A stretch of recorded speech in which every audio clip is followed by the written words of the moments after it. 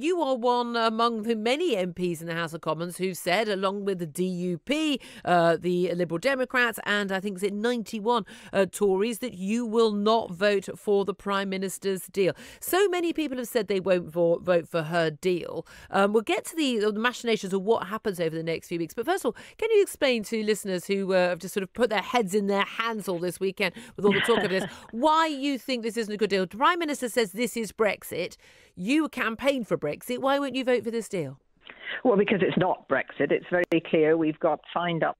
Oh, she's wanting to sign up to a withdrawal agreement that is legally binding, and then a few pages of kind of waffle and declaration which is not legally binding. And within it, of course, it gives the EU complete power, really, to ask for anything, say anything, do anything, and we will be stopped from leaving the backstop, which is that particular arrangement which was set up to try and sort out the Northern Ireland Republic of Ireland border when there were other ways of doing that. And there will be absolutely no incentive for the EU to give us, and we've already seen, to give us anything, and we've already seen that something like fishing, which is that kind of one big issue that, doesn't affect thousands and thousands and thousands of people, but was very, very emotive during the referendum. We've already seen the French president say that, we will want to see the UK give in on some of that. So it's not a good deal. It's staying in, really, but with the kind of facade that we're leaving, we'll still be paying money right through until we get a final trade deal.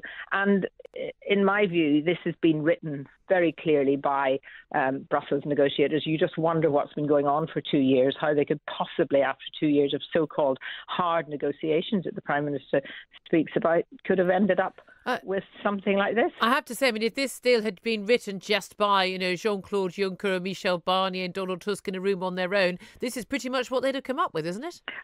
Absolutely. And I really genuinely just cannot understand how the Prime Minister, other than, you almost begin to think some of these conspiracy theories that are going around that this is what was planned, from the beginning. I don't want to feel like that. And I did actually feel the Prime Minister was serious when she said, Brexit means Brexit and we are leaving. And it's just been a huge, huge letdown. And I genuinely can't see, unless Jeremy Corbyn was to completely change his position and, whip all the Labour MPs, and quite a lot of them aren't really very whippable, to vote for this deal. I really cannot see it going through Parliament. And, I know that some of your commentators there have said that she'll simply come back for another go.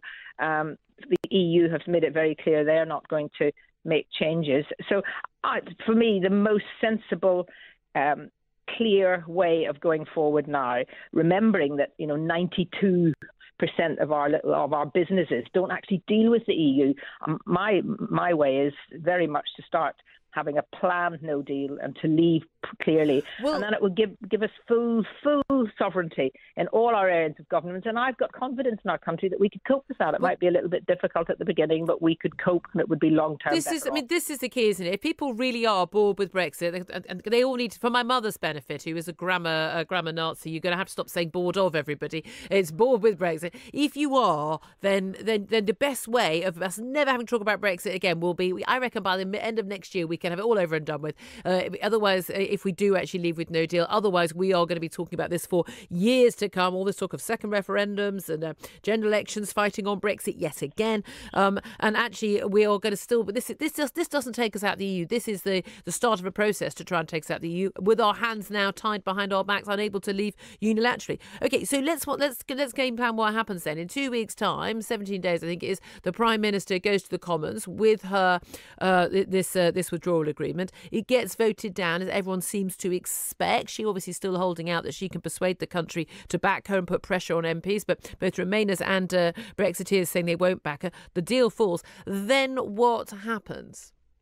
Well, let's not forget that Parliament already voted in the trade deal, the trade bill, to not to be in the customs union. That was a vote that a few of us from the Labour side actually meant that the amendment to keep us in the customs union was defeated. So Parliament's already voted for that, and we seem to be ignoring that.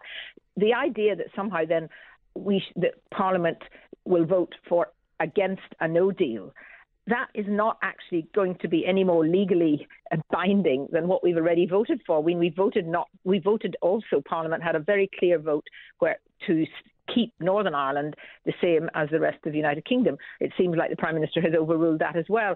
So the reality is that if we don't vote for this deal, then in my view, Parliament actually can't make the government not have a no deal. I mean, a no deal will be automatically, if we carry on to March, the end of March, we will be out without a deal. What we need to be doing now is actually making it clear to the EU that we're prepared to do that. And then we start the work of making it easier to have that no deal, to have the preparation. I mean, all this nonsense about medicines and so on, it really is, it's been deliberately it just is, no one out there really believes that, given that we keep huge amounts of these kinds of things anyway, why that would be a problem. If we don't want it to be a problem, we can be planning for that. And the idea also that the European Union, are suddenly going to not want to trade with us.